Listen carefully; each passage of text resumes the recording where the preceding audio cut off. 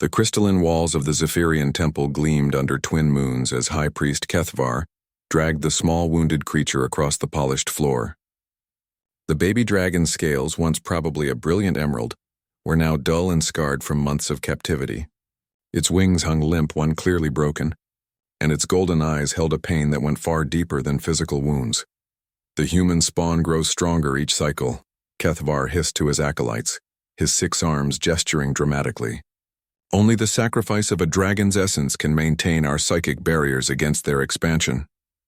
10-year-old Elsa pressed herself against the cold bars of her cell, watching in horror as the priests prepared their ritual circle. She had been captured 3 months ago during a human colony raid, kept alive specifically for this moment. The Zephyrians believed human children possessed a unique neural frequency that could amplify dragon essence during sacrifice rituals.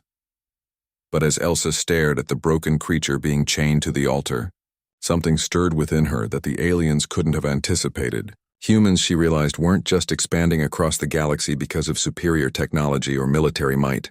They were succeeding because of something far more dangerous to civilizations like the Zephyrians: empathy. The baby dragon lifted its head weakly, and their eyes met across the chamber. In that instant, Elsa felt something click into place. She had read about the theoretical neural bridges between species in her colony's database, but experiencing it was entirely different. The dragon's pain flooded through her, but so did something else: recognition of a kindred spirit. "Begin the ritual," Kethvar commanded, raising a crystalline blade that hummed with psychic energy. Elsa closed her eyes and did what every human child learns instinctively. She reached out. Not with her hands, but with her mind, her heart, her very essence. Humans had always been pack creatures, and their greatest strength lay not in individual power, but in their ability to form bonds across every conceivable barrier. The dragon's eyes widened as it felt Elsa's presence touch its consciousness. Where the Zephyrians saw a tool to be used and discarded, this small human saw a person worth saving. The dragon had never experienced anything like the warm, fierce protectiveness that radiated from the child's mind. "Something is wrong," one of the acolytes chittered nervously. "The energy readings are fluctuating." Kethvar ignored the warning and brought the blade down toward the dragon's chest. But the moment the psychic weapon touched the creature's scales, everything changed. The dragon's broken body suddenly blazed with golden light, its wounds healing as decades of suppressed power erupted outward. The Zephyrians had made a critical error in their understanding of dragon physiology. These creatures weren't just magical beings, they were empathic symbionts, designed by evolution to bond with other consciousness. Their power grew exponentially when they found a worthy partner.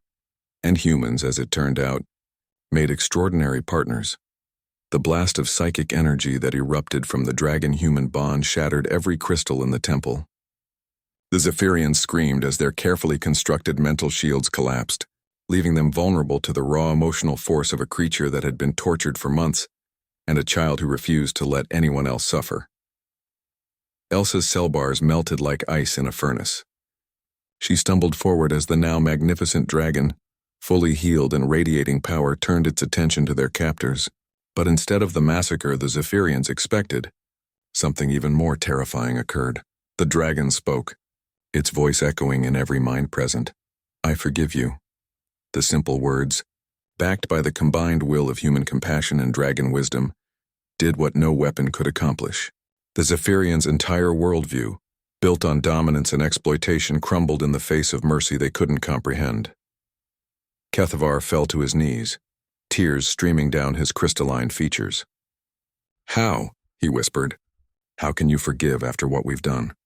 Elsa walked over and gently placed her hand on the dragon's snout, feeling the warm consciousness that was now permanently linked to her own. "Because that's what humans do," she said simply. "We make friends." As the dragon's wings spread wide, now strong enough to carry them both, Elsa realized why humanity was truly unstoppable across the galaxy. It wasn't their weapons or their technology. It was their ability to find allies in the most unexpected places, to form bonds that transcended species and circumstance. The Zephyrian Empire, built on fear and exploitation, would fall within a year. Not to human warships, but to human friendship. Colony after colony would defect as they experienced what it meant to be valued as partners rather than subjects, but that was still in the future. For now, Elsa held tight to her dragon friend as they soared toward the stars. Two unlikely companions who had just changed the course of galactic history, with nothing more than mutual respect and the courage to care about someone different from themselves. Behind them, the temple's ruins glowed with residual dragon fire, a beacon that would guide the human rescue fleet straight to the Zephyrian homeworld. The age of human expansion would continue, not through conquest but through the simple, revolutionary act of treating others as equals.